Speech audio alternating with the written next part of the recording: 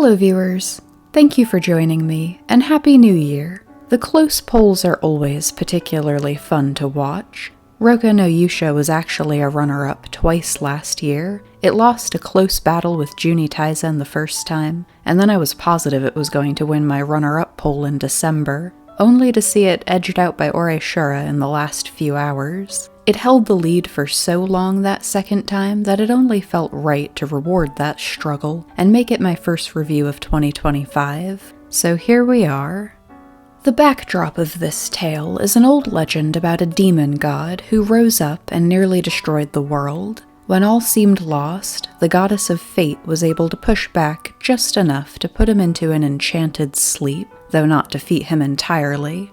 Whenever the demon god starts to awaken from this slumber, 6 heroes bearing the goddess's flower crest on their skin appear to save the world again. They're said to have been chosen by the goddess, inherited some of her power, and are generally regarded as the strongest warriors of their generation. Such is the tale of the Braves of the 6 Flowers. Unlike some old legends, this one isn't all that distant or ancient. The demon god reawakens, and new braves are chosen every few centuries, so both the power and the threat are very real to the people of this world. Our story starts in the kingdom of Piena, where a tournament is being held so the land's strongest warriors can prove their worth to the goddess. But the finals are crashed by a young man named Adlet Mayer, who claims to be the strongest man in the world. Never shuts up about it, actually, but we'll get to that. Adlet puts on a decent show, but ultimately he's thrown in a cell and left to rot there indefinitely, until one night when he has a prophetic dream of the demon god returning and the world being overcome by darkness. When he wakes up, he finds he's been marked with the goddess's crest, just as he was always so confident he would be. The kingdom's princess, Nashatanya, known as the Saint of Blades, appears to help him break out, revealing that she's also been chosen as one of the Braves. So the two make their escape and head for the land of the Howling Demons. Tradition is they'll meet the other Braves at the entrance, and then all storm the place and take down the demon god together. But, of course, nothing's ever quite that simple. Along the way, Adlet and Nashatanya are separated by a battle with some fiends, lesser demons who tend to swarm the world as it gets closer to the time for their god to awaken. While they're apart, Adlet meets a young woman named Flamey, who tells him she's the Saint of Gunpowder, and Nashatanya reunites with Goldov, her childhood friend and the leader of her royal guard. He's been away on a mission for the last 6 months, trying to find someone who's been killing all the strongest saints and warriors, in other words, all the potential Braves. Considering the first thing she did upon meeting him was attack Adlet, it's not exactly a shock when Goldov names Flamey as the Brave Killer. But these 2 newcomers both bear the mark of the goddess as well. Adlet's very passionate about the Braves all being a team. He won't let the other 2 attack Flamey. So our 4 Braves continue on, but things are definitely a little awkward now, and it's about to get worse.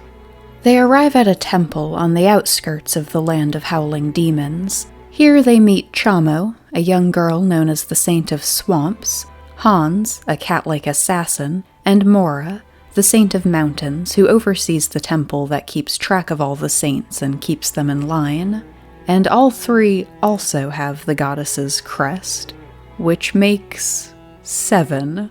The legend is very clear that there are only ever 6 warriors chosen to be Braves. Shortly after they all arrived, a barrier was erected, trapping them in this forest. They all quickly come to the same conclusion. One of them is an imposter working for the demon god. Though Flamey might be the obvious choice, suspicion soon turns on Adlet, as he was the first one to arrive at the temple. So his power of friendship dreams are put on hold while he tries to figure out the identity of the actual fake before the others kill him. I guess there are some things we should get out of the way right now. I wasn't super impressed or sucked in by this one for the first couple episodes. The story doesn't really take off until this imposter mystery is set up at the end of episode 4. Rokka no Yuusha has one 12-episode season. As prominently as they feature this legend about a group of heroes coming together to fight the demon god, that's not really what this story's about. The anime covers the story before the story, and that's not necessarily a complaint. I love a good "there's a traitor among us" mystery. Those types of stories tend to have a lot of focus on the characters, my favorite component to any tale. The two I was most suspicious of from the start were Nashitanya and Goldov. Goldov is probably the least explored character over the course of these 12 episodes. All we really learn about him is that he's fiercely loyal to the princess, and has a very obvious one-sided crush on her.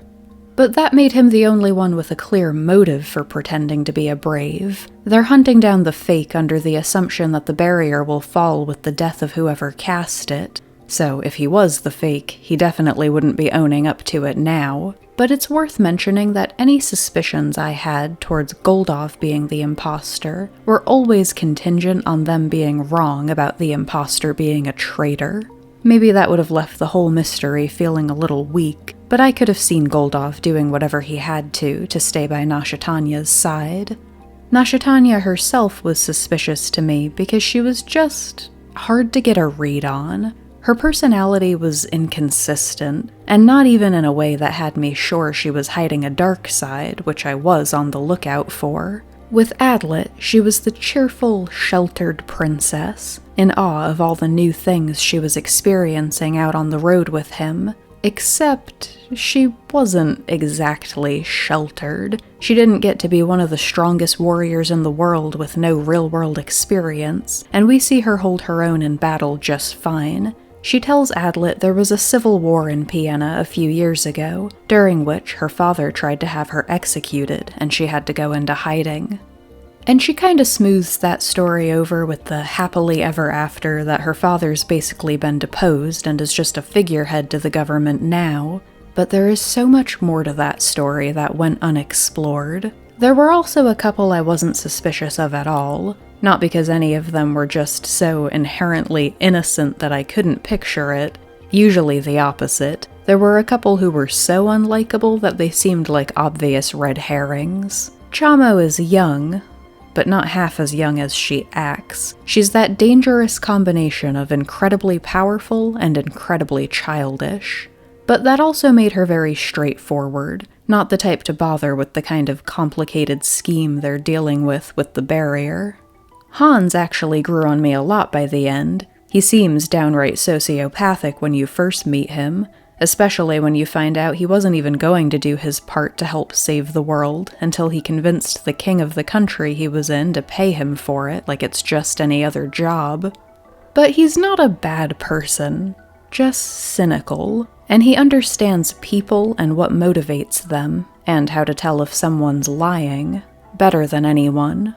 The best characters have flaws that make them feel realistic. I love seeing a character come together in that way, when you start to really see why they act the way they do. So while I never particularly liked Mora, I do think she was written really well.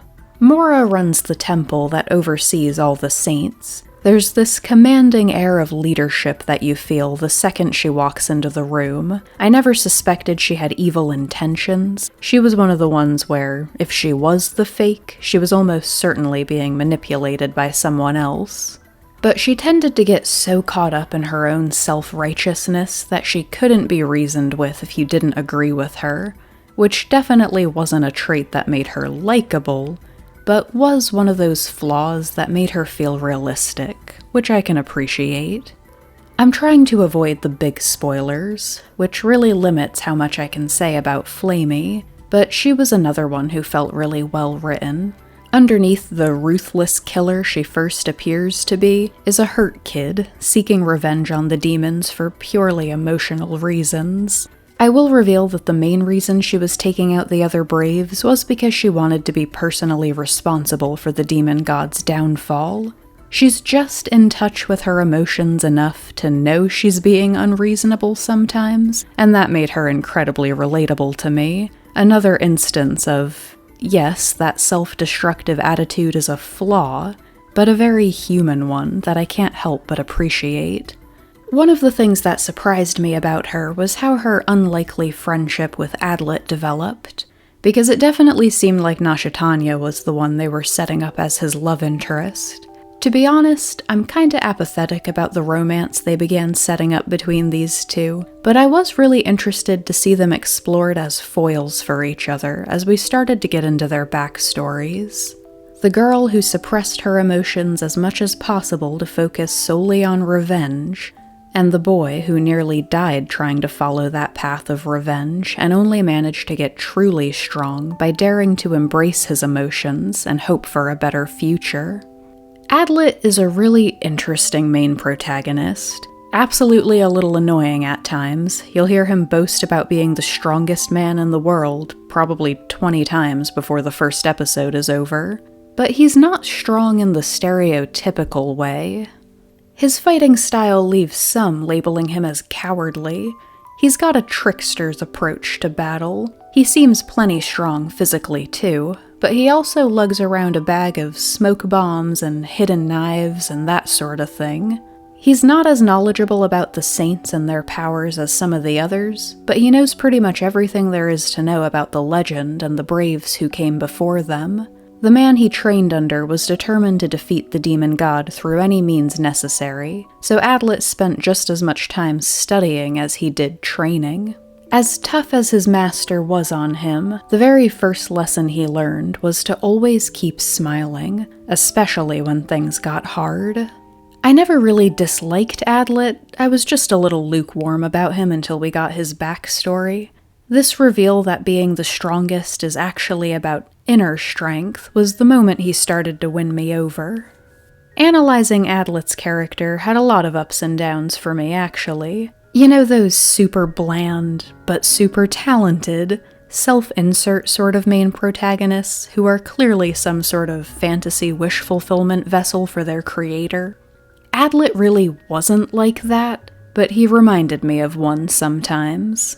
The other characters just go really overboard on their praise for Adlet once he manages to win them over. Ironically, it was the one thing that kept me from ever being totally won over. Sometimes you just have to let a character's actions speak for themselves. Trust your audience to see what a good guy he is without nearly every other character stopping to make a little speech about it.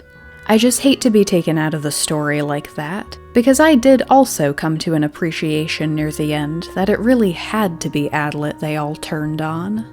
Mora pulls some really dirty tricks near the end because she's so confident she's right, and I don't think anyone but Adlet would have been willing to forgive all the bullshit everyone else put him through, and that forgiveness is crucial, because they still have to go fight the demon god after this. But, of course, the anime didn't have time to cover that part of the story. Rokka no Yuusha was okay. I really enjoyed getting to explore some of these characters, but I didn't love it overall. Some stories can get away with having incomplete adaptations. It's hard to pull off with a tale that has such a focus on fighting a great evil to save the world, that then doesn't actually make it around to showing its heroes saving the world. And though I liked what I saw of the characters, I ended these 12 episodes feeling like there was still a lot more to be explored on that front too, and not just with the traitor, whose motives are only touched on very briefly. The mystery was good. I didn't figure it out before the big reveal, but they do drop all the clues long before Adlet breaks it down for the audience. Anyone who enjoys a good puzzle game may find some enjoyment on that front. Personally, I found Rokka no Yuusha to be a little lacking overall. Not a series that's gonna be real high on a list of my recommendations, but I would like to hear what so many of you enjoyed about it, so please feel free to leave your thoughts in the comments. Thank you for watching.